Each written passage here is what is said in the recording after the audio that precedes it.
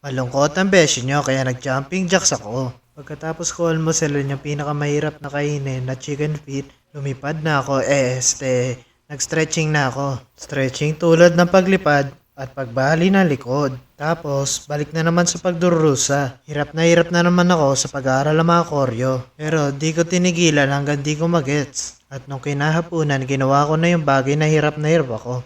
Ang pagproproduce. Inulit ko yung kanta ko na ang title ay I Love You So Much na mapapakinggan nyo sa last video ko. Ulitin ko yung chords, melodies, at drums kasi ang kakalat. Iniisip ko na din na scratch yung lyrics kasi kahit ako na nagsulat doon, hindi ko maintindihan. At yun lang yung mga ginawa ko ngayon. Siguro stop na ako sa style ko na yan na pang boses na TikTok. Yun lang yung ginawa ko ngayon at sana supportan niyo ako sa journey ko sa pagiging independent idol ko. Yun lang muna para sa akin ngayon for today. Bye!